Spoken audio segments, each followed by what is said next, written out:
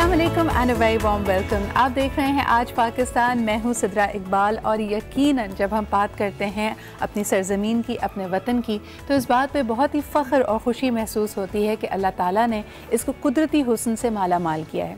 ये बात मैंने आपसे पहले भी शेयर की थी कि पाकिस्तान में तकरीबन 108 ऐसे पहाड़ हैं जो 7000 मीटर से ज़्यादा बुलंदी के हैं या ज़्यादा ऊँचे हैं। इसके अलावा पूरी दुनिया जिनको ऊँचे और बड़े पहाड़ गर्दानती है, यानी 4000-5000 मीटर से अबव वाले जो पहाड़ होते हैं वो अनगिनत हैं पाकिस्तान में।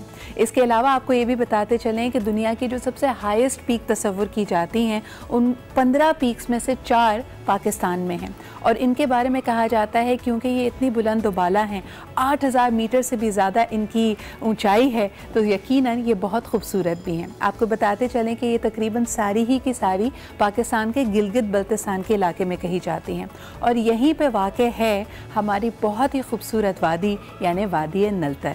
आपको बताती चलूँ कि नलतर को जो मकामी ज़बान है इसका मतलब निकलता है द मैजिक कार्पेट। आपने वो कहानियाँ तो सुनी होंगी, जिस ज़माने में एयरप्लेन्स का और रॉकेट्स का तस्वुर नहीं था तो लोग कहते थे कि आप बहुत ही एक खूबसूरत सा तिलिस्मी रग होता है, कार्पेट होता है, उस पर जीनी और अलादीन भी ट्रैवल किया करते थे और उसी तरह का नाम हमने नलतर वैली को दिया। और उसकी भी एक ख़ास वजह है, अगर आप कभी इसको ऊंचाई से देखेंगे तो ये एक प्याला नुमा लेकिन एक बहुत ही सरसब्ज़ और शादाब वादी है। इसका हुस्न खूबसूरती ये है कि ये सर्दियों में भी और गर्मियों में भी उतना ही निखर जाता है। गर्मियों में बात करें तो यहाँ खूबसूरत मौसम में बहार के फूल होते हैं। जब पानी पिघला हुआ होता है तो इसके लेक्स में इतना शफाफ पानी है कि उसके नीचे से आपको रंग नज़र आते हैं।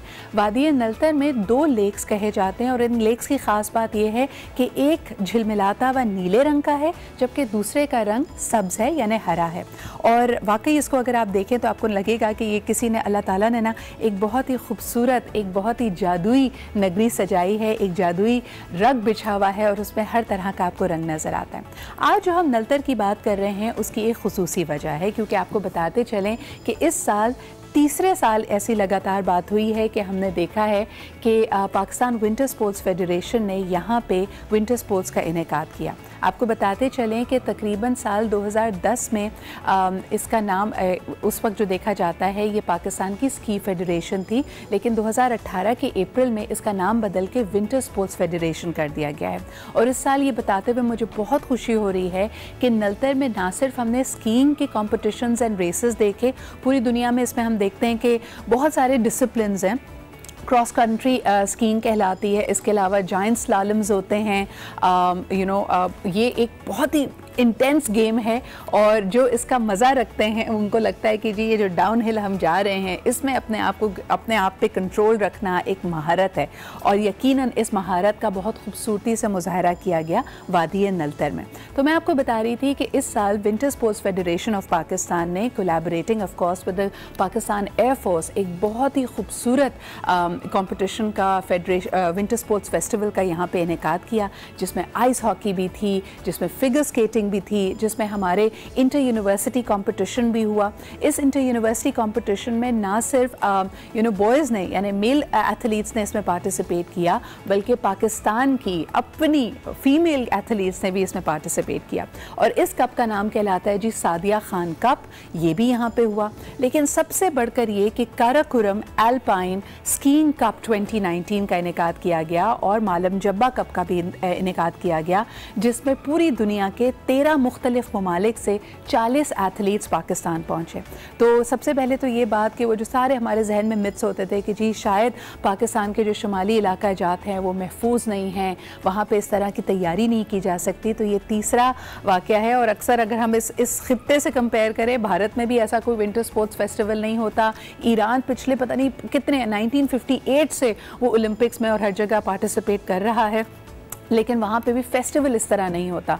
तो पाकिस्तान के लिए, हम सब के लिए बहुत ही बाइस फ़ख्र बात है कि इस दफ़ा पाकिस्तान ने इसको होस्ट किया। और जिस तरह के मैं आपको शुरू में बता रही थी कि नलतर की खूबसूरती सिर्फ़ और सिर्फ मौसम सरमा तक मुहित नहीं है, बल्कि जब मौसम बहार आता है, इस दफ़ा हमने देखा सितंबर में यहाँ पे हाई एल्टीट्यूड मैराथन भी किया गया, यानी एक ऐसा मैराथन जिसमें दुनिया भर से लोगों ने पार्टिसिपेट किया। जो इसमें मेल एथलीट्स थे जो सबसे आगे आगे रहे, यानी पहले और दूसरे नंबर पे रहे वो पाकिस्तानी ही थे। ख़वातीन की रेस में इंटरनेशनली लोगों ने डोमिनेट किया, और अगर हम फुल मैराथन को देखते हैं तो ये तकरीबन 42 किलोमीटर का होता है। और जाहिर सी बात है, ऊंचे नीचे रास्ते हैं, पहाड़ियाँ हैं, लेकिन फिर भी जो एडवेंचर के शौकीन हैं वो इससे महजूज़ हुए बगैर नहीं रहते।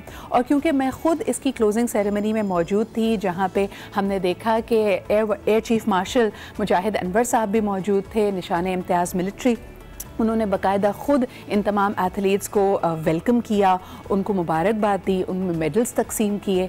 तो सबसे बढ़कर ये बात होती है कि जो इनकरेजमेंट आपके पास हाईएस्ट लेवल से आती है, और वहाँ पे हमने ऐसे ऐसे वाक़यात देखे जो वाकई यानी दिल को गरमा देते हैं, और इस बात पे हमें खुशी महसूस होती है कि पाकिस्तान के इतने अच्छे दोस्त भी हैं।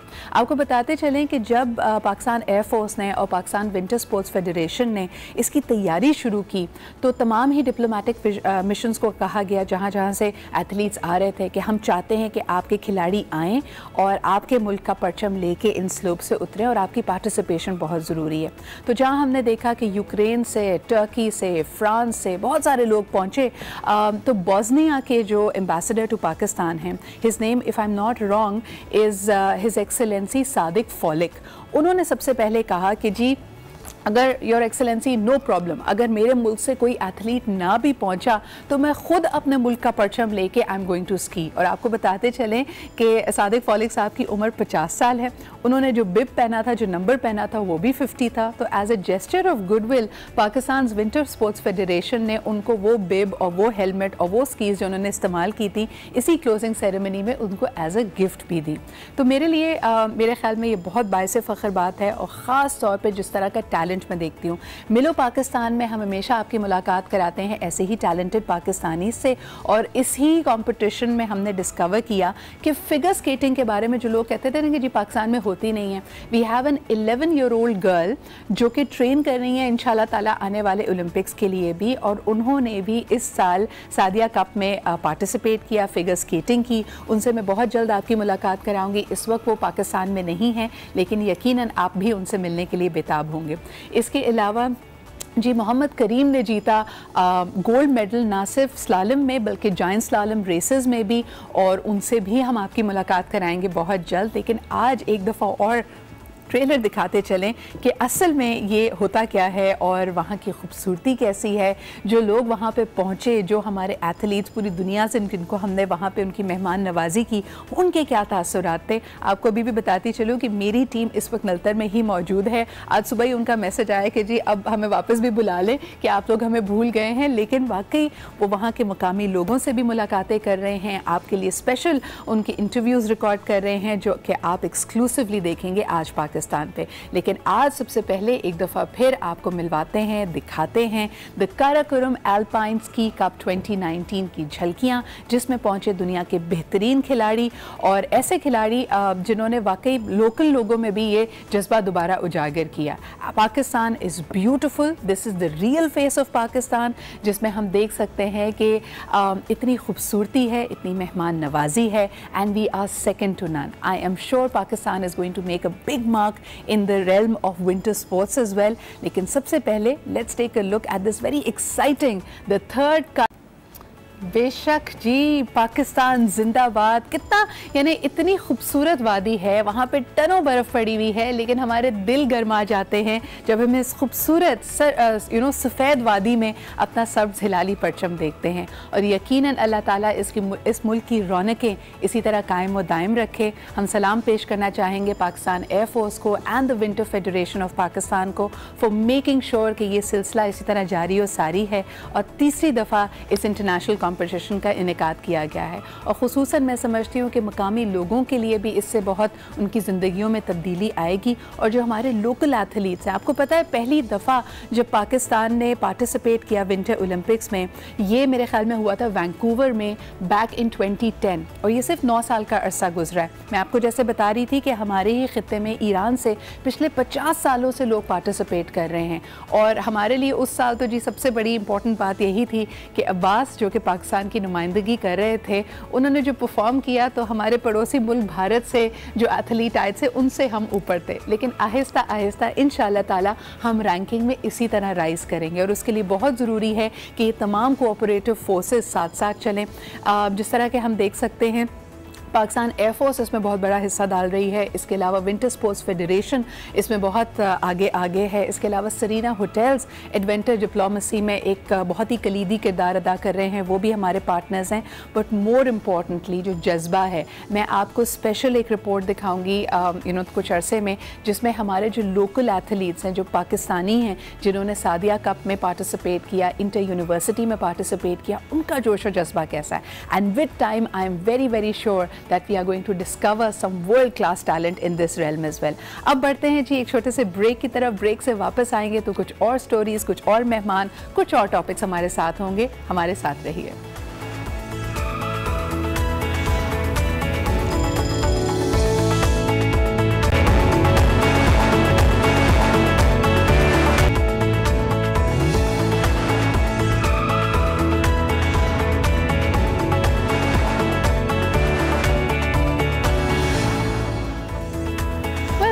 आप देख रहे हैं आज पाकिस्तान और यकीनन एडवेंचर के बाद ज़रा बात कर लेते हैं इंस्पिरेशन एंड मोटिवेशन की। मैं अक्सर जब लोगों को एडवेंचर स्पोर्ट्स करते हुए देखती हूँ तो मैं सोचती हूँ कि इसके पीछे क्या थॉट हो सकती है, क्या फीलिंग हो सकती है। May be people want that feeling of acceleration कि वो अपने आप को इन कंट्रोल लिए हुए कहीं पे भी जा रहे हैं, वो जो थ्रिल होती है। अच्छा, ये जो थ्रिल एंड एक्साइटमेंट है ना, ये हम ज़िंदगी के हर मोड़ पर सीख करते हैं, लेकिन खुसूसन नौजवानों के लिए ये बहुत इंपॉर्टेंट होती है, बल्कि यही चीज़ उनको मुनफरिद बनाती है, क्योंकि वो ज़िंदगी में मुख्तलिफ एक्सपीरियंसेस करना चाहते हैं, अपनी सलाहियतों को एक्सप्लोर करना चाहते हैं, लेकिन हर नौजवान ऐसा नहीं होता। आजकल जो स्टडीज़ और डेटा हमारे सामने आ रहा है उसमें ये भी प्रूव होता है कि बहुत सारे यंगस्टर्स अपनी फीलिंग्स, अपने इमोशन से स्ट्रगल कर रहे हैं। वो कामयाबी के पीछे भाग तो रहे हैं, लेकिन उनको नहीं पता कि क्या है वो डेफिनेशन ऑफ कामयाबी, उनको क्या चीज़ खुशी देगी। तो वो थ्रिलिंग और एक्साइटिंग चीज़ों के पीछे जाते हैं, लेकिन फिर कहीं ना कहीं थोड़ा बहुत रास्ता भटक जाते हैं और इसी वक्त हमें किसी मेंटोर की, किसी मोटिवेटर की ज़रूरत होती है। आज हमने अपने प्रोग्राम में जिनको दावत दी है, he is being acknowledged as one of the youngest people जिन्होंने ये बीड़ा उठाया है कि जिस तरह वो खुद ज़िंदगी को देखते हैं उसी तरह दूसरों को भी इसकी तरफ राग़िब करें, ज़िंदगी की जो पॉजिटिव साइड है उसको उजागर करें, लोगों को इंस्पायर करें कि they should have a sense of purpose. आपको बताती चलूँ कि he is one of the youngest social media subscribers. इनके जो अपना यूट्यूब वीडियो चैनल है जिसके अंदर ये मोटिवेशनल वीडियोस बनाते हैं, इनके बहुत सारे सब्सक्राइबर्स हैं। I think the number is 30,000 and rising. आज हमें लाहौर से ज्वाइन कर रहे हैं, हमारे साथ मौजूद हैं अली अहमद अवान। अस्सलाम वालेकुम अली। जी वालेकुम सलाम, कैसे अली, क्या हाल चाल है आपके? और सबसे पहले तो ये मुझे बताएं कि कामयाब लोगों की सुबह कैसे होती है? वो सुबह सुबह they wake up with a smile, या लोग कुछ के भी कहते हैं, एक मशहूर मूवी का डायलॉग मुझे याद आ रहा है कि सुबह सुबह गुस्सा करना भी बहुत अच्छा होता है, जब आपको बहुत सारी चीज़ें ऐसी लग रही हैं जिसमें आप बेहतरी लाने की कोशिश करेंगे। तो आपके ख्याल में कामयाब लोगों की सुबह कैसी होती है? सबसे पहले तो गुड मॉर्निंग। और कामयाब लोगों की सुबह जो होती है वो थोड़ी मुनफरिद होती है। वो अपने दिन का आगाज़ ग्रेटिट्यूड के साथ करते हैं, वो शुक्र के साथ अपने दिन का आगाज़ करते हैं। वो सबसे पहले जब उठते हैं तो वो अपना मोबाइल नहीं यूज़ करते, वो नोटिफिकेशंस को चेक नहीं करते, जबकि वो सबसे पहले स्माइल करते हैं और उसके बाद वो एक लिस्ट बनाते हैं कि किस किस चीज़ को लेकर वो ग्रेटफुल है अपनी लाइफ में। अच्छा, लेकिन अली अक्सर तो हम लोग जो ना सुबह डांट खा के उठ रहे होते हैं, अम्मी उठा रही होती हैं या अलार्म को आपने एक 2-3 दफ़ा स्नूज करना होता है, फिर उठना होता है, तो उस वक्त तो स्माइल करना बड़ा मुश्किल हो जाता है। तो किस तरह कामयाबी के लिए अपने आप को कैसे तैयार किया जाए? कामयाबी के लिए जो उसूल बनाने हैं वो उनके बारे में पढ़ना बहुत आसान है, उनके बारे में वीडियो देखना बहुत आसान है, अपनी ज़िंदगी में कैसे स्टेप बाय स्टेप इनकॉर्पोरेट करें? बिल्कुल, आपने बड़ी अच्छी बात की कि सुबह हम डांट से उठते हैं, और अक्सर मुझे तो ये बात भी याद आ गई कि हमने अपनी अम्मी को कहा होता है कि आपने हमें 8 बजे उठाना है, तो वो हमें 7 बजे कहती हैं कि 8 बज गए हैं तो अब उठ जाओ। तो बिल्कुल इस तरह हमारी सुबह होती है। जो कामयाब लोग होते हैं वो ऐसे सोचते हैं कि वो अपनी थिंकिंग के बारे में देखते रहते हैं, ऑब्जर्व करते रहते हैं अपनी थिंकिंग को। इसे मेटाकॉग्निशन कहते हैं, क्योंकि मैं साइकोलॉजी का स्टूडेंट हूँ और मेटाकॉग्निशन नाम ही इस चीज़ का है कि आप अपनी थिंकिंग को ऑब्जर्व करते रहें कि आप सोच क्या रहे हैं। हमारे पाकिस्तान में तो ये सोचा जाता है ना कि लोग हमारे बारे में क्या सोच रहे हैं। दरअसल बात ये होती है कि आप अपने बारे में खुद क्या सोच रहे हैं, कि कहीं आप अपने आप से एक हारे हुए शख्स की तरह बात तो नहीं कर रहे। प्लेटो ने क्या खूबसूरत बात की थी, उन्होंने कहा था कि अगर हमारा माइंड सोच रहा है, इसका मतलब ये है कि वो अपने आप से खुद बात कर रहा है। तो ऑब्जर्व करते रहिए, अपने आप से ये क्वेश्चन करते रहिए कि क्या जो मैं सोच रहा हूँ वो यूजफुल है, क्या मैं किसी फियर का, क्या मैं किसी अली मैं आगे बढ़ाऊंगी कि दुनिया के जो बड़े बड़े मेडिटेटर्स हैं, गुरुज हैं, सदगुरु का इसमें नाम आता है, तो वो जो मेडिटेशन लोगों को कहते हैं उसमें वो यही कहते हैं कि जहन में कभी कभार ये जो गुफ्तगू का सिलसिला है वो चीखों पुकार में बदल जाता है, और इतना बदल जाता है कि आपके जहन में हर वक्त एक नॉइज होती है। तो ही रेकमेंड्स के कामयाब लोग ये भी करते हैं कि वो ज़रा अपने जहन को थोड़ा सुकून देते हैं, वो जो डायलॉग उनके जहन में चल रहा होता है उसको खामोश कराते हैं। और एक लाइन जो वो अक्सर कहते हैं कि I am not the body, I am not even the mind, यानी कभी कभार हमने अपने अक्लो शऊर को ड्राइविंग सीट में जो बिठा दिया होता है, वो कहते हैं ज़रा उसको थोड़ी देर के लिए हटाएं, और खामोशी भी अच्छी चीज़ होती है। लेकिन मुझे ये बताएं कि आपके पास जो बहुत सारे यंगस्टर्स आते हैं या आपकी वीडियोस का जो आपके पास फीडबैक आता है, सबसे ज़्यादा जो बड़ी आजकल उनकी स्ट्रगल है, जो सबसे बड़ा उनके लिए चैलेंज है, वो क्या है? देखिए, उनके पास डायरेक्शन की कमी है। वो ये समझते हैं कि मोटिवेशन की डोज ले लेना काफ़ी है। एक दफ़ा अक्सर लोग मेरे पास आते हैं, वो कहते हैं कि हमारे जो मोटिवेशन है वो लो हो जाती है, जबकि विल पावर को सही तरह यूज़ करना भी एक बहुत बड़ी स्किल होती है, इसे भी सीखना चाहिए। एक्चुअली हमें दिन में एक कोटा मिलता है विल पावर का, और अगर हम उसे सही तरह सही डायरेक्शन में इस्तेमाल करेंगे तो फिर हम अपनी ज़िंदगी में कामयाबी हासिल कर लेते हैं। किताबों से दोस्ती करना भी बहुत इंपॉर्टेंट है। अक्सर लोग मुझसे जब सवाल करते हैं कि अली भाई आपके बेहतरीन दोस्त कौन है, तो मैं उन्हें कहा करता हूँ कि मेरी बेहतरीन दोस्त किताबें हैं, मैं किताबों से दोस्ती करता हूँ, मैं इल्म दोस्त हूँ। मुझे किताबें पढ़ना बचपन से पसंद थी, और मैं आपके प्रोग्राम के तवस्सुत से ये बात वज़ारत तालीम को भी कहूँगा कि साइकोलॉजी एक ऐसा सब्जेक्ट है कि इसे कंपलसरी सब्जेक्ट करार दे देना चाहिए। ये ऐसा सब्जेक्ट है कि अगर हम इसे नहीं पढ़ेंगे तो अक्सर जो यंगस्टर्स की प्रॉब्लम्स हैं उसमें उन्हें डिप्रेशन का शिकार हो जाते हैं, सुसाइडल थॉट्स आती हैं, और मेरा मोबाइल भरा हुआ है इन मैसेजेस से कि हमें सुसाइडल थॉट्स आती हैं, तो इसको हम डील कैसे करें। तो वज़ारत तालीम से मेरी रिक्वेस्ट है कि वो मेरी बात गौर से सुन ले कि इस सब्जेक्ट को कंपलसरी सब्जेक्ट करार दे देना चाहिए। इतना इंपॉर्टेंट सब्जेक्ट है। सेल्फ डायग्नोसिस में हम ऑलरेडी अपना बहुत नुकसान कर लेते हैं, जिस तरह हम अक्सर कहते हैं ना, नीम हकीम वबाल जान। आपकी रिकमेंडेशन बहुत अच्छी है, और वैसे भी हमारे दीन की तरफ भी देखें, और तालीम का, तरबियत का असल मकसद ही ये होना चाहिए कि आप गौर व फिक्र करें, आप रिफ्लेक्ट करें। कुरान हकीम में भी कई दफ़ा आपको यही कहा गया है कि तुम क्यों नहीं तदब्बुर करते, जो तुम्हें चीज़ें बताई गई हैं, जो तुम्हारे सामने इशारे हैं और इसमें समझदार लोगों के लिए इशारे हैं, वो इस पर गौर व फिक्र करें। आपके उस पॉइंट पे मैं वापस आना चाहती हूँ कि आप क्या समझते हैं कि बहुत सारे यंगस्टर्स को आजकल इस लेवल का डिप्रेशन क्यों हो रहा है कि वो अपनी ज़िंदगी के ख़ात्मे की तरफ सोचना शुरू कर देते हैं, ख़ुदकुशी उनको एक सोल्यूशन लगने लगती है? इसकी आप सबसे बड़ी वजह क्या देखते हैं? मुझे कहीं ना कहीं इसकी एक वजह ये नज़र आती है कि वो इमीडिएट ग्रेटिफिकेशन चाहते हैं, वो डिलेड ग्रेटिफिकेशन की बात नहीं करते। तो मैं अक्सर ये भी कहा करता हूँ कि हमें वेट करना सीखना चाहिए। लर्निंग टू वेट, ये एक बहुत इंपॉर्टेंट स्किल है। जब आप ये सोचते हैं ना कि आपने कोई चीज़ अचीव करनी, सही। अच्छा, बल्कि एक और आपको बात बताती चलूँ। Thank you so much Ali कि आप हमारे साथ थे। द पावर ऑफ कंसिस्टेंसी, यानी कई दफ़ा जो हमारे स्मॉल एक्ट्स होते हैं वो जुड़कर ही, वो ही मिलकर, और उनको आपने रेगुलरली जब किया होता है तो आपके रिजल्ट्स तक पहुंचाते हैं। इसकी एक बहुत छोटी सी मिसाल ये है कि आज अगर आपने जिम ज्वाइन किया तो वापस आके ज़रा आईने में अपने आप को देखिएगा, आपको अपने अंदर कोई तब्दीली नज़र नहीं आएगी। कल भी जिम जाइएगा, फिर वापस आके इसी एक्सरसाइज को दोहराइएगा, कल भी आपको कोई अपने अंदर तब्दीली नहीं नजर आएगी। लेकिन आप ये जो एक्सरसाइज या अपना जो रूटीन कंटिन्यू करते हैं, उसमें आपको कहीं ना कहीं यकीन होता है कि हर रोज़ वर्जिश करने से, अपने आप को चाको चौबंद रखने से इवेंचुअली आप अपने बॉडी गोल्स तक, अपने वजन घटाने के एम को या फिर अपने फिटनेस के एम को पा लेंगे। तो छोटा छोटा छोटा आपने जो कतरा कतरा कतरा करके चीज़ें जमा की हैं, वही दरिया बनता है। So the power of consistency is very important. Thank you so much Ali Awan for being here with us. अब जी एक ब्रेक की तरफ बढ़ते। ब्रेक से वापस आएंगे तो एक बहुत ही इंपॉर्टेंट इशू हमने उठाना है। इसकी मैं अभी ऑलरेडी ट्वीट कर चुकी हूँ, आप भी इस बारे में बताइएगा।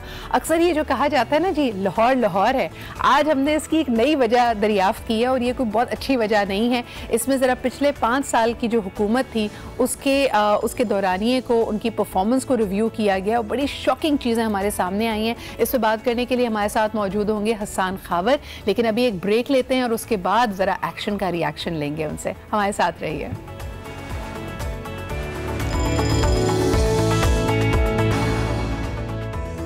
जी जनाब, टाइम फॉर एक्शन का रिएक्शन, और आज हम बात करेंगे the latest column by Hasan Khawar जिसका टाइटल है the untold story of Punjab. अमूमन जब कराची से या दूसरे शहरों से हम लाहौर पहुंचते हैं तो पिछले 5 सालों में उनके तरक्याती प्रोजेक्ट्स, जिस तरह शहर का हुलिया ही बदल गया है, निखर गया है, पुल हैं, सफाई है, और उसको देख के हम बड़े मरूब होते हैं और कहते हैं बस काम हो तो ऐसा हो। और उसको वाकई हमने बड़ा थम्स अप दिया हुआ है कि पिछली हुकूमत ने बहुत अच्छा काम किया लाहौर में। लेकिन जब हसन हमें ज्वाइन कर चुके हैं इस्लामाबाद स्टूडियो में। अस्सलाम वालेकुम हसन। अस्सलाम वालेकुम Sidra, thank you so much for joining us this morning. और मैंने किस्सा शुरू किया है ज़रा अनटोल्ड स्टोरी ऑफ पंजाब के हवाले से, तो बताते चलें कि जी ये जो कॉलम, ये आर्टिकल लेटेस्ट हसन ने लिखा, उसमें बड़ी शॉकिंग रेवलेशंस हैं। सबसे बढ़कर ये कि अगर हम तरक्याती बजट को देखते हैं तो तकरीबन 1.7 ट्रिलियन अभी तक पंजाब पे खर्च किया गया। लेकिन उससे भी ज़्यादा इंटरेस्टिंग है जब हमने इसको मज़ीद खोल के देखा, तकरीबन इसमें से 50% जो तरक्याती कामों का बजट है वो सिर्फ शहर लाहौर पे खर्च किया गया है। अगर इसको अंदाजे के मुताबिक देखा जाए, पॉपुलेशन पे यानी आबादी से इसका एक तरह से इसको एनालाइज किया जाए तो लाहौर में पंजाब की 10% आबादी रहती है। लेकिन अगर इस स्पेंडिंग को जस्टिफाई किया जाए कि कितना उनके ऊपर तरक्याती बजट खर्च किया गया है, तो आपको ये जानकर हैरत होगी कि पंजाब के दूसरे शहरों में रहने वाले यानी लिया, पाकपतन, इस तरह के शहरों में रहने वाले के मुकाबले में एक लाहौर में मुकीम शख्स के ऊपर आबादी के लिहाज से 30 गुना ज़्यादा खर्च किया गया। हसन, क्योंकि अभी तो हमें ब्रेक की तरफ बढ़ना है, लेकिन आप ये बताइए कि ये फैक्ट्स एंड फिगर्स शॉकिंग हैं, ये मुमकिन कैसे हुआ? ज़रा सी शुरुआत कीजिए, फिर उसके बाद हम इसको कंटिन्यू ज़रूर करेंगे एक्शन के रिएक्शन को। जी सिद्रा, ये वो बात थी जो पिछले 5 साल से लोग करते आए, क्योंकि एनेक्डोटल एविडेंस मौजूद था। लोगों ने देखा लाहौर में जिस कदर तरक्की आती काम हुए, लोगों को पता था।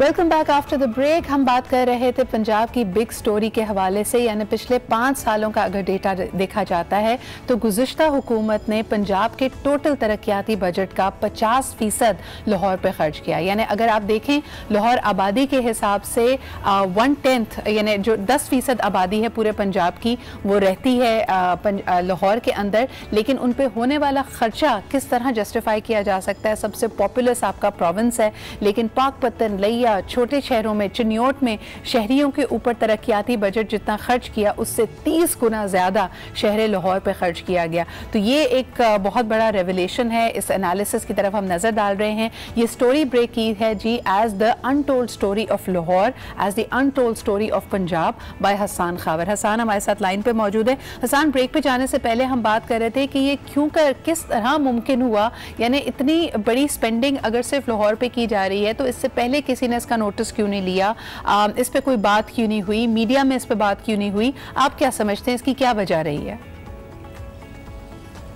सिद्रा, एक तो मैं आपको ये बताऊं कि इसके ऊपर लोगों ने लातादाद दफ़ा ये कहा, क्योंकि जब आप लाहौर जाते हैं तो आपको अंदाज़ा होता है लाहौर की तरक्की का, और इस पर लोगों ने बहुत बात की कि आप लाहौर पे बहुत ज़्यादा पैसे खर्च कर रहे हैं। लेकिन इस स्केल का शायद पहले अंदाज़ा नहीं हुआ, और उसकी 2 वजूहात हैं जी। पहली वजह यह है कि जो बजट अप्रूव होता है और जो बजट एग्जीक्यूट होता है उसमें बहुत फ़र्क है। और मैं आपको आसान ज़ुबान में आपके नाज़रीन को समझाना चाहता हूँ कि देखिए, जब समझे कि आपके पास 100 रुपये है और आपने 5 भाइयों में तकसीम करना है, तो आपने कहा कि हम सब भाइयों को 20-20 रुपये देंगे, ये हो गया बजट अप्रूव। उस वक्त इतराज़ की कोई बात नहीं थी। जैसे ही साल शुरू हुआ, बड़े भाई ने कहा कि 5 रुपये इसके शेयर में से चाहिए, 7 उसमें से चाहिए, और फाइनेंस डिपार्टमेंट ने अप्रूव करना शुरू कर दिया। इसके कहते हैं रीअप्रोप्रिएशन और सप्लीमेंट्री ग्रांट। सही। जब साल खत्म हुआ और हमने 5 साल का डेटा देखा तो पता चला कि लाहौर की मद में 50% तक पैसे गए। और बल्कि आप ही की बात को हसन आगे बढ़ाऊंगी कि वो जो शुरू में बजटिंग हुई उस हिसाब से पॉपुलेशन को देखते हुए उन्होंने कहा कि जी 19% जो तरक्याती बजट है वो मुख्तस किया गया है शहर लाहौर के लिए। लेकिन फिर आप ही के सवाल को यानी जो आहिस्ता आहिस्ता इसमें मजीद आप देते चले गए, ग्रांट्स देते गए, सप्लीमेंट्स देते गए, तो वो टोटल कुल मिला के अगर 19% को चले मैं 20% समझ लेती हूँ तो 30% ज्यादा कहां से इनको एलोकेट किया गया, वो एक दूसरा बड़ा सवाल होगा। जी, ये दूसरा बड़ा इंपॉर्टेंट सवाल है सिद्रा। अच्छा, वो ऐसे है कि उन्होंने किया ये कि अगर समझें आपके पास 100 रुपया अवेलेबल है तो आपने बजट बना दिया 150 का और आपने कहा कि सबको 30-30 रुपये मिल जाएंगे, सब खुश। अब आपको तो पता है कि ये पैसे अवेलेबल नहीं है। अब वो बात यह है कि जब आखिर में साल गुजरेगा तो वो 50 रुपये जो कि नहीं है वो किसके अकाउंट में से कटेंगे। मैंने ये किया कि मैंने पंजाब को 2 हिस्सों में तकसीम किया। जो जनूबी पंजाब के 3 डिवीजन्स हैं, मुल्तान, बहावलपुर और डीजी खान, उनको देखा और बाकी के सूबे को देखा तो पता ये चला कि जो बाकी का सूबा है उनको जो बजट एलोकेट किया गया था उसमें से 93% उनको मिला, 7% नहीं मिला। लेकिन इन 3 डिवीजन्स को सिर्फ और सिर्फ 57% मिला और 43% यानी कि 43% नहीं मिला।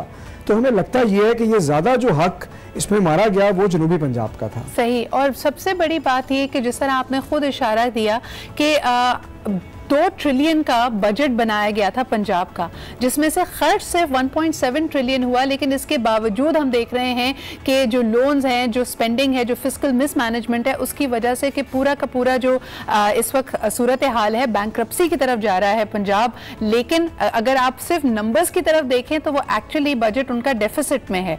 ये भी एक बड़ी हैरानकुन बात है इस पूरे सिनारियो में।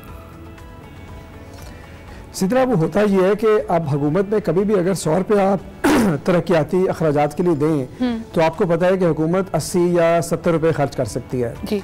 तो हुकूमत ने किया ये कि उसको बढ़ा दिया, यानी अगर 70 रुपये अवेलेबल थे तो उन्होंने कहा कि हम 100 रुपया देंगे, क्योंकि उनको पता था आखिर में खर्च तो 70 रुपये होंगे, तो इसको उन्होंने जरा पैडिंग कर दी इसके अंदर। सही। और इसलिए आपको ये फर्क नजर आता है। तो हसन, आप क्या कहेंगे, यानी आप इसको जिस तरह देख रहे हैं, भांप रहे हैं, ये तो नंबर्स है, इसके एनालिसिस, ये गवर्नमेंट ऑफ पंजाब का अपना डेटा है। यहाँ पे आप क्या कहेंगे, ये ह्यूमन एरर है, ये सोचे समझे तरीके से हुआ? आपकी यानी नियतों का हाल तो अल्लाह ही जानता है, लेकिन अगर इस डेटा को आप देखते हैं, आप इसको मुनज़्ज़म तौर पे ऐसी ऑब्जेक्टिव के साथ किए जाने वाला काम तस्वुर कर रहे हैं, या ये हो गया जिस तरह आपने कहा कि जी उस वक्त ये पैसे सप्लीमेंट्री दिए चले जा रहे थे, बजट से ओवर स्पेंडिंग हो रही थी और इसके ऊपर किसी ने नजर नहीं डाली? आपका इसके बारे में क्या तज्जिया है? मेरा सिद्रा ये ख्याल है कि किसी ने ये तो नहीं सोचा होगा कि हम लाहौर को 50% बजट दे देंगे जी। लेकिन लाहौर पे पॉलिटिकल फोकस बहुत ज़्यादा था। लोगों का ये ख्याल था कि जो लाहौर से जीतेगा वही इस्लामाबाद में हुकूमत बनाएगा, और लाहौर में इसलिए बहुत ज़्यादा काम करवाए। तो इतने मेगा प्रोजेक्ट्स लाहौर में किए गए कि जब वो एक एक करके प्रोजेक्ट्स के पैसे लाहौर को एलोकेट करते गए तो आखिर में हमें ये सूरत हाल देखने को मिली।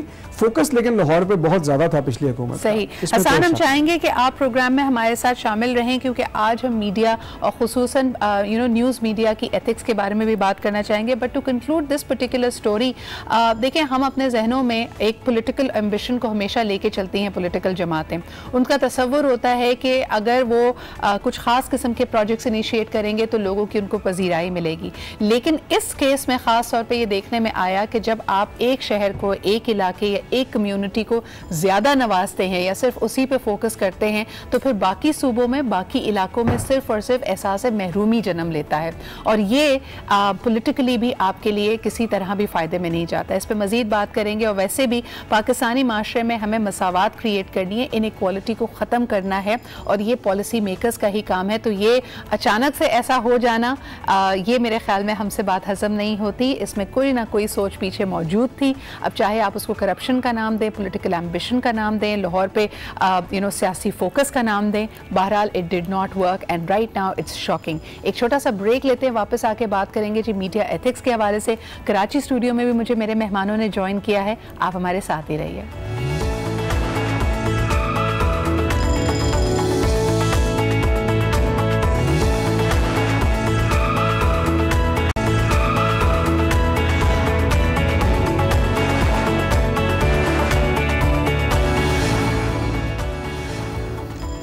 Welcome back. आप देख रहे हैं आज पाकिस्तान और आज हमारे जहनों में एक बड़ा ही ज़बरदस्त सवाल था जो काफ़ी अरसे से हम उससे एक तरह से उलझ रहे थे। हम बहुत सारे टॉपिक्स कवर करते थे तो कहीं ना कहीं जाके इस पॉइंट पे अटक जाते थे और वो पॉइंट ये है कि क्या हम वाकई जिस तरह दुनिया को देख रहे हैं, हम डिजेक्टेड फील कर रहे हैं, नेगेटिव हो गए हैं, इसमें हमारी अपनी एक अल्लाह ताला ने हमें ये सलाहियत दे दी है कि हम इतने ज़्यादा सिनिकल हो गए हैं या इसमें एक बहुत बड़ा किरदार मीडिया का है।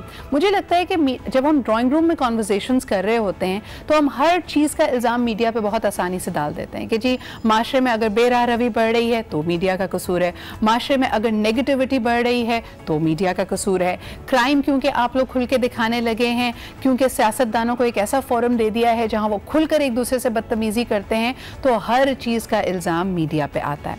सवाल ये पैदा होता है कि मीडिया में काम करने वाले भी इसी माशरे का हिस्सा हैं, वो वही देखते हैं, वही कंज्यूम करते हैं जो आपके और मेरे सामने हैं। हाँ, हम पे एक जिम्मेदारी ज़रूर आती है कि हम आपके सामने माशरे की हकीकतों को रखें, लेकिन फिर इसी हकीकत को जब आप तसव्वुर करते हैं कि ये ज़रूरत से ज़्यादा तल्ख है तो आप हकीकत के बजाय मीडिया को इल्ज़ाम देने लगते हैं। इस पर ज़रा बात कर लेते हैं। बहरहाल गाइडिंग प्रिंसिपल्स होना ज़रूरी है क्योंकि मीडिया की अपनी एक ताकत है, मीडिया लोगों के परसेप्शंस को शेप करती है और विद टाइम कई इश्यूज़ को हमने ये सोच के कहा था कि भाई अभी तो प्राइवेट मीडिया पाकिस्तान में बड़ा नया नया है, बहुत सारे नए सहाफ़ी आ गए हैं, वक्त दीजिए ये सही हो जाएगा। लेकिन वक्त के साथ ऐसा लगता है कि मज़ीद अब बदतरी आ रही है, हमारे अंदर जो एथिक्स हम जिनका पहले ख्याल रखते भी थे अब उनका नहीं रख रहे। हसन हमारे साथ ऑलरेडी मौजूद रहेंगे, उनकी स्टोरी को भी इससे लिंक करेंगे कि क्या वजह रही। भाई 5 साल जब ये सब कुछ होता रहा तो किसी मीडिया चैनल ने इस पर बात नहीं की।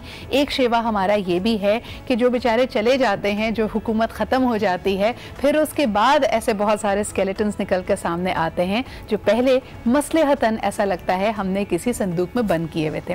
कराची स्टूडियोज़ में अब हमें ज्वाइन कर रहे हैं दो और हमारी ही फ्रेटर्निटी का हिस्सा है, हमारे बहुत अच्छे दोस्त हैं, मीडिया से मुंसलिक भी रहे हैं और इसका ये एवोल्यूशन बड़ा क्लोजली देखते भी हैं। सबसे पहले आपकी मुलाकात कराते हैं जी कुरत इकरार से। बहुत ही जाना माना चेहरा है, इनको आप ARY न्यूज़ पे भी देखते रहे और अब हाल ही में इन्होंने अपना एक मैगज़ीन भी पब्लिश करना शुरू किया है। मैगज़ीन में आप मीडिया से मुताल्लिक तमाम खबरें देखेंगे, टॉप स्टोरीज़ भी देखेंगे, लेकिन मीडिया के अंदर की खबर भी आपको इस पर मिलेगी। और जब मीडिया के अंदर की खबर की बात करें कि जी मीडिया तो वो है जो हर चीज़ पे नज़र रखता है, लेकिन कोई ऐसा भी है जो मीडिया के अंदरूनी मामलात पे नज़र रखे हुए है, वो हैं जी हमारे अगले मेहमान। क्योंकि उनके बारे में ये मशहूर है कि जिस तरह वो एक हमारे ही सहाफ़ी बिरादरी में कहा जाता है ना कि एक चिड़िया उनको कुछ बताती है, इनका तो मुझे लगता है कि पूरा एक पिंजरा है जिसमें हर तरह की मखलूक है जो आके इनको खबरें देती है। क्योंकि कोई भी खबर मीडिया से रिलेटेड, मीडिया एंकर से रिलेटेड, चैनल की अपनी पॉलिसीज़ में कोई बदलाव अगर आया है तो उसका तज्जिया करते हैं। हमारे साथ मौजूद हैं अली इमरान जूनियर। बहुत बहुत शुक्रिया अली मौजूद होने का। गुफ्तगू का आगाज़ अगर आप ही से करते हैं, ये जो आपकी एक मखसूस पोजीशनिंग बन गई है जहाँ लोग कहते हैं जी आपको अंदर की खबर पता होगी, ये आपने अपने आप को जानबूझ के ऐसे पोजीशन की, आपका अपना इंटरेस्ट था, गुस्से में ये किया कि भाई ये चैनल मालिकान को मैं ज़रा बताता हूँ, कैसे हुआ ये? नहीं, गुस्से वाली बात तो नहीं, मतलब मैं गुस्सा क्यों करूँगा, किस पे करूँगा, और गुस्सा करना तो वैसे हराम हमारे मज़हब ने करार दिया है। वो सूरत हाल यूँ थी कि हमारा एक चैनल होता था बोल, किसी ज़माने में, तो शायद आप लोगों को याद हो, बल्कि अभी भी है लेकिन अब वो मियार या वो नहीं कह सकते कि वो बात की बात है, जो तहलका मचाया था वो वाली बात नहीं है बिल्कुल। तो वो फिर वो कोई न्यूयॉर्क टाइम्स की स्टोरी छपी थी, फिर वो ऐसा कुछ चक्कर चले, वो बड़ी लंबी स्टोरी है कि वो बंद हो गया मामला। तो उसमें फिर मैं बहुत ज़्यादा मुतासिर था उनके नरेशन से, शोएब शेख साहब के मतलब सेट के ख़िलाफ़ और सेटिज़म के ख़िलाफ़ वो आए मैदान में, उन्होंने एक नया नारा दिया कि वर्कर को उसका हक मिलना चाहिए। उन्होंने कुछ दिया भी जब नए नए आए थे ये लोग। तो जब इनके साथ बुरा हुआ तो मैंने कहा यार ये तो बोल के साथ जुल्म हुआ है, मैं बोल के फेवर में लिखना शुरू किया। तो वो आहिस्ता आहिस्ता मुझ पर एक ठप्पा लगता गया कि ये जो ना ये बागी है। सही। तो बस मैंने कहा मैं बागी हूँ, मैं बागी हूँ, मुझे बहुत नाराज़गियाँ हैं और मैं इस नाराज़गी का इजहार बरमला करता हूँ। अच्छा कुरत, आप क्या कहेंगी? आपका माशला एक लिंक भी है, इकरार आपके husband already of course media में एक बहुत ही प्रोमिनेंट पोजीशन में हैं, तो जब खुद दूरी बनाई तो उसकी कोई ख़ास वजह थी, यानी आपको लगा कि मीडिया में कोई एथिक्स नहीं है, कंपटीशन बहुत वियर्ड है, क्या वजह रही कि हम आपको ऑन स्क्रीन उस तरह नहीं देखते? सिद्रा, इसकी ऐसी कोई रीज़न तो नहीं है कि मीडिया से कोई नाराज़गी या एथिक्स के ऊपर कोई बात, कुछ पर्सनल रीज़न्स, एक माशाल्लाह मेरा बेटा जो है वो बड़ा हो रहा है, उसको कुछ टाइम देने की ज़रूरत थी, और जब तक मैं और इकरार न्यूज़ पढ़ते थे तब तक तो हम इजीली मैनेज कर लेते थे, लेकिन जब इकरार ने प्रोग्राम शुरू किया, और आप देखती हैं कि सरेआम एक ऐसा प्रोग्राम है जिसमें सिर्फ हम कराची की ही बात नहीं करते, हम पूरे पाकिस्तान की बात करते हैं, तो अब ऐसा होता है कि इकरार का बहुत ज़्यादा वक्त जो है वो घर से बाहर दूसरे शहरों में शूट करते हुए मुख्तलिफ जो उनके सामने मामलात आते हैं उनके लिए उनको बाहर जाना पड़ता है। और जब से कैंपेन शुरू की है जो सरेआम के हवाले से उन्होंने की है, जो पाकिस्तान में आगाही मुहिम उन्होंने शुरू की है, तो उस सिलसिले में अब इकरार को घर पर जो वक्त गुजारना होता है वो बहुत कम होता है, तो ऐसे में माँ और बाप में से किसी एक का होना बहुत ज़रूरी है। वैसे तो इकरार की वालिदा मेरे साथ हैं, उनका बहुत ताउन रहा, मैंने जितना भी जॉब की और जितना भी मैंने मीडिया पर वक्त दिया, लेकिन ये 3-4 साल का गैप 2014 के एंड पर मैंने न्यूज़ एंकरिंग छोड़ी थी, और अब 2019 है, तो इस 5 साल का वक्फा जो आया है वो ये था कि पहलाज बड़ा हो रहा था, उसकी अपनी एक्टिविटीज़ माशाल्लाह आप उसको भी देखती रहती हैं कि उसको भी हमने हर तरह से इन रखा हुआ है, हमने छोड़ा नहीं कहीं पर अपना मीडिया का साथ। मैं पूछना ज़रूर ये चाहूँगी कि इकरार को अल्लाह ताला ने बहुत इज़्ज़त शोहरत दी उनके प्रोग्राम और उनके इनिशिएटिव के मुताबिक, लेकिन फिर लोग तनकीद तो देखें हर एक पे होती है, तो कई ऐसे सब्जेक्ट्स होते हैं, और ख़ास तौर पर जो हम बात कर रहे हैं माशरे की बुराई की, जहाँ मीडिया पे आती है कि भाई वो जो एक भरम था ना, एक हमारे दिल में एक इनोसेंस थी कि नहीं भाई हमारा माशरा अच्छा है, उसकी तल्ख हकीकतों को जिस तरह दिखाया, जिस तरह अक्कासी की, तो लोग उससे खाइफ भी हुए। बतौर सहाफ़ी उनके जो चॉइस ऑफ सब्जेक्ट्स होते हैं, जिन इश्यूज़ पे काम करते हैं इकरार, आपको कभी ऐसा लगा कि आपके नज़रियाती इख्तिलाफ़ात हैं? देखिए सिद्रा, ऐसा नहीं कि वो मेरा हस्बैंड है इसलिए मैं फेवर करूँगी, लेकिन इकरार के जितने भी प्रोग्राम्स हैं उनमें हम वही तमाम पहलू देख रहे हैं जो हमारे इर्द गिर्द हो रहे हैं, और ऐसा नहीं है कि ये अब सब कुछ अब होना शुरू हुआ जब से इकरार ने प्रोग्राम करना शुरू हुए, या हमारे मीडिया में ये प्रोग्राम्स एकदम से आए। ये तमाम तर काम ख़वातीन के साथ जिस तरह सलूक किया जाता है, आमिलों का, पीरों का, बाबाओं का, जो फ्रॉड्स हम देखते हैं, जो बड़े बड़े हम देख रहे हैं कि गैंग मुलविस हैं एक काम में, ये बहुत अरसे से, बहुत ज़माने से, और बहुत आपको इसको ज़माने कदीम से देख लें कि चीज़ें जो हैं वो चलती आ रही हैं, इनकी नौयत बदलती जा रही है। अब जैसे जैसे वक्त गुजरेगा इन पर रोशनी डालने का तरीका भी बदलेगा, शायद आने वाले वक्त में मज़ीद इस पर किसी और तरीके से रोशनी डाली जाए। तो इकरार के जो मौज़ूआत होते हैं वो हमारे इर्द गिर्द के मौजू हैं, उनको हम यहाँ से नहीं कह सकते कि ये कभी लोग कहते हैं ना कि जी साथ बैठ के फैमिली के साथ बैठ के देख नहीं सकते, 7 बजे का वक्त होता है, कभी ह्यूमन ट्रैफिकिंग की बात हो रही है, कभी ख़वातीन से ज़्यादती की बात हो रही है, कभी आज़ा के खरीदो फरोख की बात, यानी आपकी ज़मीर को हिलाता है वो प्रोग्राम। बिल्कुल आपकी बात ठीक है, मैं इस बात से बिल्कुल आपकी इत्तेफाक करती हूँ कि कुछ चीज़ें ऐसी होती हैं कि जो हम बच्चों को कहते हैं कि आप जो है वो अवॉइड करें, लेकिन एक चीज़, एक आपके अंदर जो शऊर बेदार करने की जब बात होगी तो वो आप कौन से स्लॉट में देखना चाहेंगे, आप बता दें। जब आधी दुनिया सो जाए तब उस वक्त आपका ज़मीर बेदार करने के लिए वो प्रोग्राम लगाया जाए। फिर ये मेरा एक क्वेश्चन है कि अगर टाइमिंग पर एतराज है तो चलें, टाइमिंग फिर आवाम की मर्जी से हो सकते हैं, लेकिन ये है कि जब तक आप आगाही नहीं देंगे, जैसे अभी हमारे ड्रामास के ऊपर एक बहुत बड़ा ये इख्तलाफ पैमरा की तरफ से आया कि बहुत से ऐसी चीज़ों के ऊपर रोशनी डाली जा रही है जो हमारे एंटरटेनमेंट साइड पर जो ड्रामे चल रहे हैं, सेंसिटिविटी की बात है, यानी बहुत सारे सब्जेक्ट्स क्योंकि हसास होते हैं तो उन पे बात भी बड़ा संभल के करनी पड़ती है, लेकिन एंटरटेनमेंट नहीं। I want to come back to news. Hasan, सवाल कि ये जो आपने ब्रेक की है स्टोरी, ये मुस्तनद है, मुझे आप पे यकीन है कि भाई आपने उसको वेरीफाई किया होगा, लेकिन टाइमिंग, व्हाई इज़ इट कि हमेशा जो हुकूमत चली जाती है फिर लोग कहते हैं कि जी गड़े मुर्दे उखाड़े जाते हैं, जब तक 5 साल उनके चढ़ते सूरज के हम सब पुजारी होते हैं, उस वक्त हमें सारी अच्छाइयाँ नजर आ रही होती हैं। आपने खुद कहा कि लोगों ने इस पे नजर डाली कि सिर्फ लाहौर पे स्पेंडिंग बहुत ज्यादा हो रही है, लेकिन ऐसा कोई नंबर्स का एनालिसिस उस वक्त सामने नहीं आया, इसकी क्या वजह रही? सिद्रा, एक तो बात यह है कि ये जो डेटा है ये 5 साल का डेटा था जी, और इसको कंपाइल करने में बहुत एफर्ट लगती है, और हुकूमत पंजाब ने इस डेटा को अब कंपाइल किया है, और जो मुझे भी उसको एक्सेस मिली, तो ये बड़ी ऑब्वियस ही बात है कि ये डेटा पिछली दौरे हुकूमत में कंपाइल किया नहीं जा सकता था, क्योंकि लोगों को पता था कि ये किस तरफ इशारा करेगा। सही। तो ये डेटा ही तब अवेलेबल हुआ। Right to access to information, यानी हमारा राइट तो है ना, तो सहाफ़ी हज़रात ने इस पे भी कभी इख्तिलाफ नहीं किया कि भाई साल गुजर गया है, 2 साल गुजर गया है, या चलें आपके 4 साल गुजरे हैं, आपकी परफॉर्मेंस का हमें डेटा तो दीजिए। सिद्रा दोनों तरफ इशू है। तो एक तरफ मीडिया का इशू है जिस तरह आप बता रही हैं, लेकिन मैं आपको एक छोटी सी बात बताऊं कि मेरे एक दोस्त जो सिविल सर्वेंट थे, उन्होंने मुझे बताया कि हम राइट टू इन्फॉर्मेशन को कैसे ट्रीट करते हैं। उन्होंने कहा कि जब हमें कोई दरख्वास्त देता है तो पहले 1-2 दरख्वास्तें तो हम इग्नोर कर देते हैं, और अगर वो परसिस्टेंट हो और फिर तीसरी दफ़ा दरख्वास्त दे तो फिर वो जो मांग रहा होता है हम उसको वो नहीं देते, कोई और चीज़ देते हैं। अगर फिर भी वो मांगे और फिर एक दफ़ा और दरख्वास्त दे तो हम उसको डेटा ऐसी फॉर्म में देते हैं कि वो डिसाइफर ना कर सके, समझ ना सके। यानी अगर बजट का डेटा है तो आपने प्रिंटेड फॉर्म में दे दिया जिसको आप एनालाइज ही नहीं कर सकते। तो ये हुकूमत, ये राइट टू इन्फॉर्मेशन का लॉ तो मौजूद है, लेकिन उस पर अमल दरामद उस तरह से नहीं होती। ये बहुत इंपॉर्टेंट बात है। तभी बेचारे सहाफ़ी जब भी कोई न्यूज़ ब्रेक करते हैं वो कहते हैं जी हमारे ख़ास ज़राए ने ये बताया है। अली, आपसे पूछना चाहेंगे कि किस तरह ये ख़ास ज़राए इस्टेब्लिश किए जाते हैं, और ख़ुसूसन अगर आपसे बात की जाए, आपके पास भी जब अंदर की खबर होती है तो आप समझते हैं कि उसमें जो लोग आप तक इन्फॉर्मेशन पहुंचाते हैं वो बिल्कुल सही इन्फॉर्मेशन, आप उन पर यकीन कैसे कर पाते हैं? देखिए, मेरा जो काम है वो बिल्कुल अलग है। हसान जो भी नाम है इनका साहब का, इनका काम वो एक अलग नौयत का है। मैं ये सरकारी खबरें ब्रेक कर रहे हैं, गवर्नमेंट्स की खबरें जो है ना वो ब्रेक कर रहे हैं, तो मैं मीडिया की कर रहा हूँ। तो मीडिया में एक्सेस कोई मतलब इतना मुश्किल काम नहीं है, क्योंकि मुझे 25 साल हो गए मीडिया में काम करते हुए।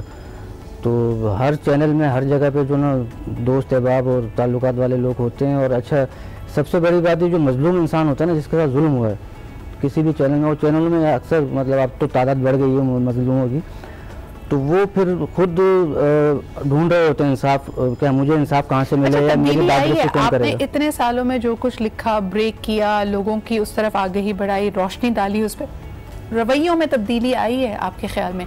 मैनेजमेंट में तब्दीली आई है मीडिया के? नहीं, मैनेजमेंट में तो कोई तब्दीली नहीं आई, ना रवैयों में कोई तब्दीली है, लेकिन अवेयरनेस आ गई है लोगों में, हमारे भी साथियों में, दोस्तों में, मीडिया वर्कर्स में, कि अब वो समझने लगे हैं कि क्या अच्छा है और क्या बुरा है। बिल्कुल, और इसी पॉइंट को हम आगे बढ़ाना चाहेंगे। अली इमरान से भी हमारी गुफ्तगू जारी रहेगी। अक्सर हम मीडिया को बुरा कहते हुए, मीडिया से मुंसलिक हर शख्स को बुरा समझते हैं, बेज़मीर समझते हैं, लेकिन क्या आपने सोचा है कि मीडिया इंडस्ट्री में अगर एथिक्स होंगे, वो सही तौर पर काम करेगी, तो कितने लोगों का रोजगार इससे मुंसलिक है? इस पर भी बात करेंगे जी एक छोटे से ब्रेक के बाद।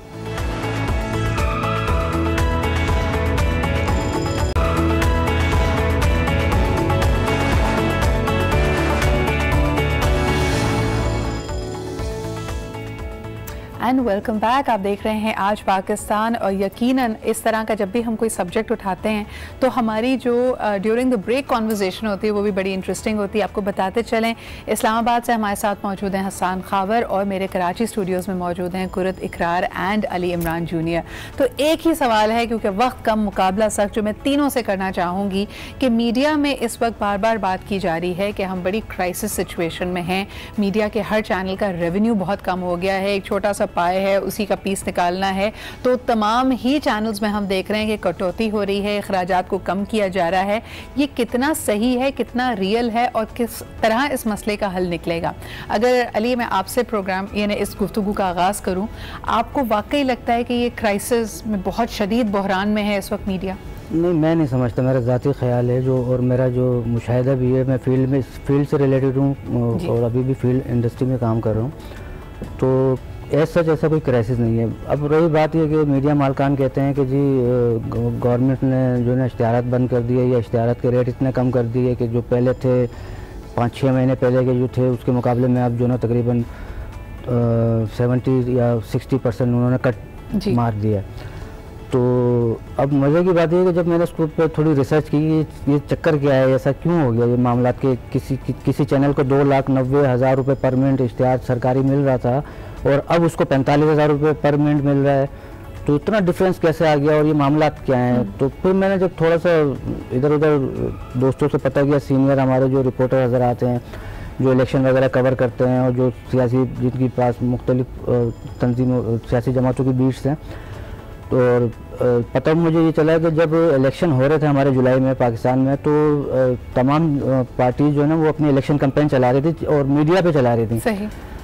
तो मुस्लिम लीग नून अगर 3 लाख रुपए पर मिनट अपने कैंपेन का पेमेंट कर रही थी मीडिया को, तो पीटीआई वही जमात थी जो पाकिस्तान में सबसे महंगी तरीन कैंपेन चला रही थी और 4 लाख रुपए पर मिनट के हिसाब से उन्होंने जो है ना अपनी अच्छा पेमेंट अच्छा मुझे ये बताइएगा कि जो अक्सर हम व्हाट्सएप पे हमारे पास लिस्ट आती हैं एंकर्स पे जब बहाव आता है कि जी वो उसके पास इतने का प्लॉट है, इसकी इतनी तनख्वाह है, मतलब मैं अपने तमाम आपके नाजरीन आपके तरफ से नाजरीन से ये अपील करूंगा ऐसी अफवाहों पे ना जाए, ना किसी के घर पे डाका डालें ये सोच के कि उसकी तनख्वाह 50 लाख रुपए पर मंथ है, ऐसा कुछ नहीं हो रहा। बहुत बहुत शुक्रिया उसका। लेकिन हसन आपकी तरफ ही बात लाना चाहूंगी। हसन, आपका मुशाहिदा क्या कहता है कि मीडिया में जो इस वक्त क्राइसिस की सिचुएशन है ये कितनी रियल है, कितनी परसेप्शन है?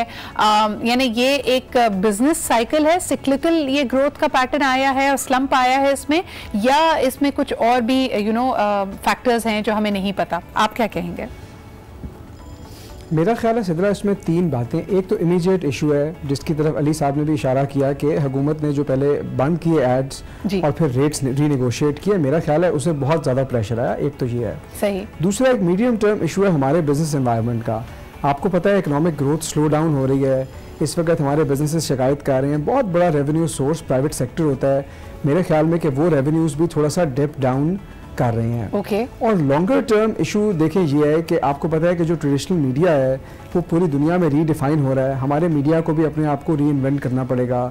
अब इस वक्त जो रेवेन्यू सोर्सेज दुनिया में है वो चेंज हो रहे हैं। सो पीपल आर वो दूसरे प्लेटफॉर्म्स पे जा रहे हैं, यूट्यूब पे, वहाँ से मोनेटाइजेशन कर रहे हैं बहुत ज़्यादा अपने कंटेंट की। सही। तो मेरे ख्याल में ये वो तीसरा लॉन्ग टर्म इशू है जो डिफाइन करेगा हमारे मीडिया की प्रॉफिटेबिलिटी लॉन्ग टर्म में। लेकिन डेफिनेटली प्रेशर है, आप बेहतर जानती हैं हमसे कि बाज़ लोगों को निकाला गया, तनख्वाहों के अंदर कट्स लगे हैं, तो ये तो कोई ढकी छुपी बात नहीं है। सही। बहुत बहुत शुक्रिया हसन इस बात को यहाँ पे उठाने के लिए। कुरत आपकी तरफ भी आना चाहूँगी। ऑल्दो आप अभी ऑन स्क्रीन नहीं है, लेकिन आप समझती हैं कि वाकई जो ये इस वक्त एक शेपिंग की सिचुएशन चल रही है, दोबारा इक्वलाइज हो रहा है, ये क्राइसिस रियल है या ये अफवाह है?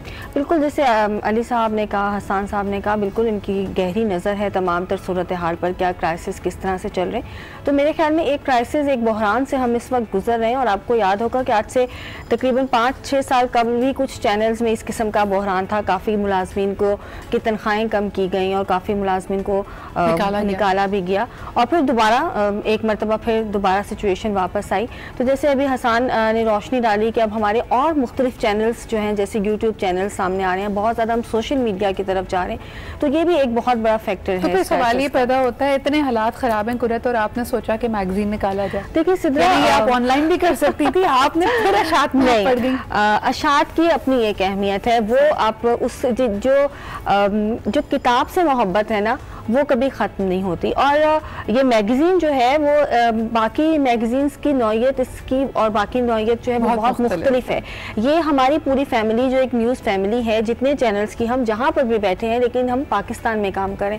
जब हम पाकिस्तान में आते हैं तो फिर हम सब एक हैं। जियो है, ARY है, समा है, कोई भी चैनल है, न्यू है, उसमें आप 92 ले लें, लाहौर ले लें, पेशावर ले लें, इस्लामाबाद, कोई जगह के नाम ले लें। मेरी नौकरी पे पीछे मतलब मैं देखिए, मैं अपने मैगज़ीन के हवाले से बात करूँ। इसके जो आप देखिए कि मैंने जो इसकी शूट कवर किया उसमें आपको हर चैनल की एंकर जो है वो नजर आएगी। तो इसका मतलब ही ये है कि हम सब पाकिस्तान के लिए काम करें। और इस और सबसे बेहतर ये कि इनके मामलात, इनके अगर इश्यूज एंड चैलेंजेस हैं, उनको एक मस्बत तरीके से एड्रेस करने की भी ज़रूरत है। यहाँ आज हमारी भी इस डिस्कशन में यही कोशिश थी कि प्रॉब्लम्स हैं, किसी भी इंडस्ट्री की तरह यहाँ पे भी चैलेंजेस होते हैं, लेकिन मुझे लगता है कि दोहरी तलवार यानी आपके सामने आ जाती है जब मीडिया की बात करें कि हमने मीडिया को भी जस्टिफाई करना है, यानी लोगों के सामने हम इसके भी वकालत करते हैं, दूसरे जो हमारे अपने मसाइल हैं उनकी भी कहीं सुनवाई नहीं होती। अब आपको तमाम मसाइल जो हैं, हमारे हामिद मीर साहब हैं, आयशा बख्श हैं, अभी आसमा शिराजी हैं, मुबशर लुकमान हैं, मुख्तलिफ हम अपने सब एंकर्स को, अपने सब हमारे जितने भी लोग इसमें काम कर रहे हैं हमारी मीडिया इंडस्ट्री में, उसको सब हम मैगजीन में लेकर आएंगे, उनसे बात करेंगे, उनके बारे में जानेंगे कि वो किस तरह से इस पूरे सर्कल में सर्वाइव कर रहे हैं। बैठे बैठे मुझे एक और आइडिया दिया है, लेकिन उस पर बात करते हैं। कुरत, बहुत बहुत शुक्रिया। अली इमरान, बहुत शुक्रिया। हसन खावर, हमें इस्लामाबाद से ज्वाइन करने के लिए बहुत बहुत शुक्रिया। आज आपकी टॉप स्टोरी का भी हवाला दिया। ये जो एंकर्स पे, ख़ास तौर पे जो हमारे सहाफ़ी हैं, उन पे छाप लग जाती है कि या तो इनका जी कोई सॉफ्ट कॉर्नर है किसी ख़ास पॉलिटिकल जमात के लिए, या इनका सोचने का नज़रिया ये है, वो कितना सही और कितना गलत है। क्योंकि फिर जहाँ लोग आपको पसंद करते हैं वही लोग आपसे खाइफ भी होते हैं और आप पे तनकीद भी करते हैं। That's a topic for another day, लेकिन आज के लिए इतना ही। हमें ज़रूर अपनी फीडबैक और कमेंट्स दीजिएगा। My Twitter address is right in front of you. जैसे हम कह रहे हैं न्यू एज, अब सिर्फ वन वे आपसे टीवी पे बात नहीं होगी, आप सोशल मीडिया पे बताइए भी कि आपका प्रोग्राम कैसा लग रहा है। इसी के साथ मुझे यानी सिद्रा को इजाज़त दीजिए। आपसे कल फिर मुलाकात होगी। खुदा हाफिज़।